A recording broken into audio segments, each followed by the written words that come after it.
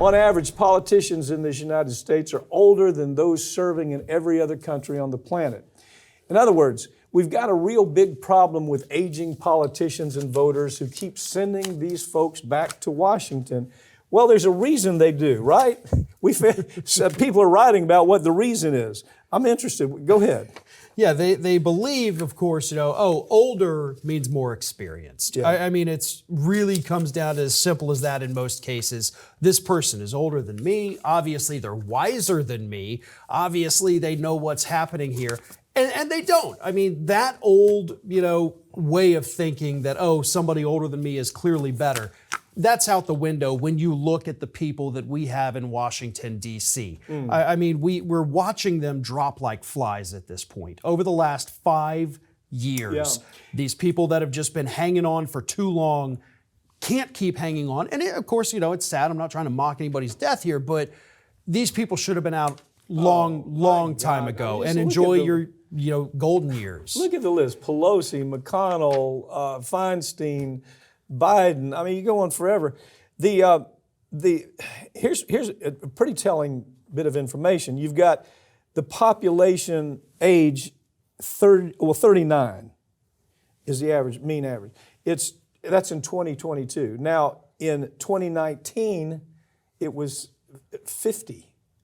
So that little bit of change is kind of telling you that trend. It's almost like it's a generational war that has potential, is it? Yeah. I mean, you've got people that are saying, "Why in the world are you holding us down?"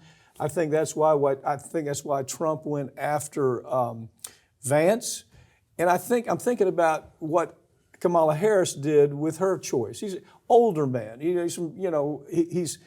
looks grandfatherly. He looks like he's had experience. What's your take on that? First of all, I love Tim Walz. I think he's phenomenal. I think he was the best pick she could have made. But he is, and he's actually only a year older than her. Right. But he looks older. He really does. My mom even was like, I wish she hadn't gone with the old guy. And then my mom said, oh, wait, he's actually younger than me by a couple years. I didn't realize that. I thought it was smart, too. But I do think, his age at 60 is not as big of a deal, but you're going to put him on a debate stage with a 39-year-old. I mean, look at it this way, because looking at Mitch McConnell right here. Mitch McConnell has held that same Senate seat for as long as J.D. Vance has been alive.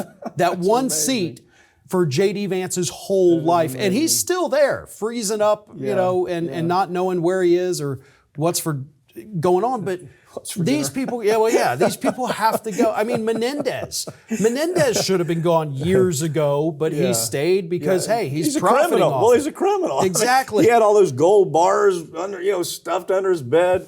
Yeah, it pays, doesn't it? It does. We have always said this, and I don't know whether you've changed your mind about it. Maybe you have. Tell me if you have. But it's always been my theory, at least. They stay in there because it's a big money maker. Oh, it is, okay? 100%. They go in sometimes with, what's her name? Haley, okay? Haley goes in, she's bankrupt. I mean, she has no money at all. Right. She's got a few $1,000s in the bank. Within 4 or 5 years, she's living in a $5 million mansion. Well, how does that happen? Because this pays good. And so it's to them, it's just, hell no, I'm not leaving. You can't force me out of here because the money's too good. It was like with Feinstein. Yeah. Look at the money hubby made with Feinstein being there. Pelosi as well. Jesus. Oh my God. Hundreds of millions of dollars that these people can make. But at some point, don't we have to say, you had a good run, time to get out of here. Let's put some younger people in here. Term limits are desperately needed. Yeah. And honestly, it's weird enough. Ted Cruz is one of the people out there pushing for term limits. It's the only thing I agree with Ted Cruz on. Yeah. But I would gladly team up with him if it means we can get some term limits for these people. That would be torturous to you. It would be, but I would tough it out for that. All right.